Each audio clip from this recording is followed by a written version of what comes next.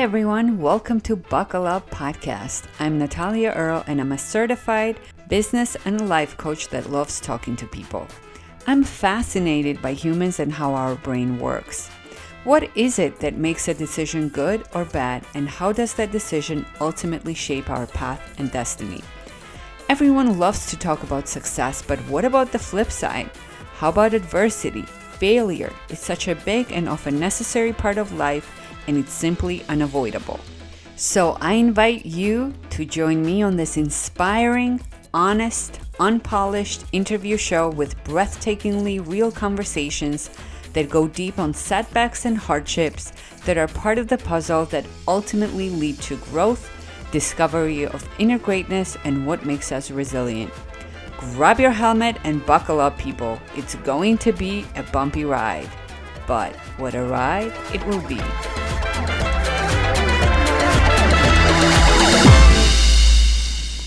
In this educational episode, I sat down with Jason Rodriguez, who's a personal defense trainer and subject matter expert with 26 plus years of law enforcement experience. Jason is a founder of the Miami-based nonprofit iProtectUSA Tactical Training Academy. His training goal is to provide everyone a means to defend themselves, protect their families, and guard their property. To register or request his training programs, products, or services, please visit iProtectUSA.com. You guys, Jason shared so much incredibly valuable information with me that I decided to split this podcast up into two parts. So friends, buckle up because it's going to be a bumpy ride.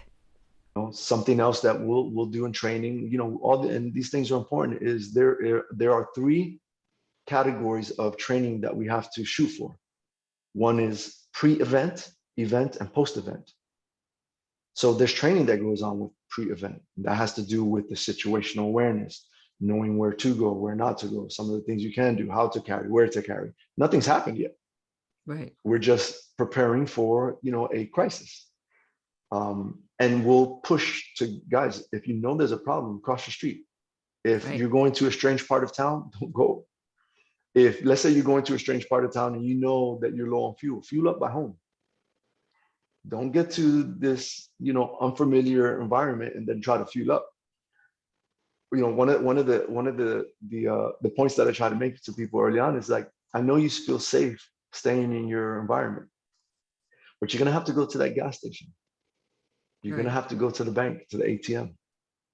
You're gonna have to go to some of these common areas, and guess who visits them too? Right. The predators. It's a perfect ambush. Storefront where we're mobile right now, and which is a preference. Mm-hmm. That's one of the things, structure-wise, for the way we run it. It's best for me to be mobile, and for the organization, for iProtect. We train everyone from people that have been shooting 30 years, military, law enforcement, special forces, detectives, all the agencies. They've all come through in one way or another, or I've trained them in the past one way or another. And we've trained people that just heard the word gun 2 days ago, and they just want to learn the very, very basics. The crew and I, we provide all that training. It's broken down. It's a holistic approach to armed and unarmed defense with a gun or a knife or baton, pepper spray, stun gun. We cover A through Z. Primarily, it's the gun fighting. One of the cool things that we do with the equipment that we use is we've made the leap from the combatives, empty hand stuff, even bladed edge weapon training, to now projectile sparring.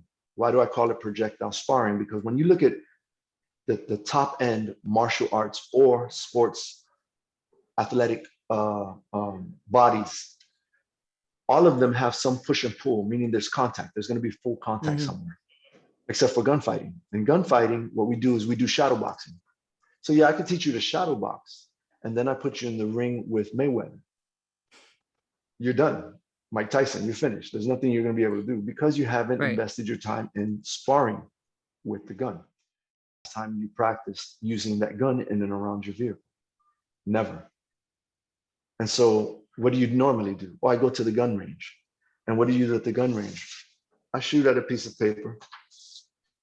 And how is that going to get you through a crisis? And then, I'll let them explain their perception. And at that point, their perception is reality, in their case. And then I'll start to kind of, open up their minds to, I understand that you know how to shoot the gun, but everyone knows how to shoot a gun. Typically, when we're working our gun shows, if a family comes out with a child, I'll have them grab one of our training guns and I'll have them point the gun at a target. I'll hand it to them in an awkward position. Instead of handing it with the grip, I'll hand it some other way with maybe my index finger and my thumb. They will always grab the gun the way it was designed to be grabbed. They'll point it and they'll hit their target. I said, so if that's true, if what they just demonstrated is true, and we have all the special units and all over the planet, they all hold the gun the same way. All you need is sight picture and sight alignment, and you're gonna hit your target, even with a spitball. Right. So there's nothing special in that. Everyone knows how to shoot a gun, but not everyone knows how to use a gun. And that's where we start to, drive through, starting to tear down this terrain that's been built, for them. And some of it is outdated, deceptive. Some of it is misunderstood. So we try to clarify that, and that's done in the practical sessions while we're doing our trainings, weekly.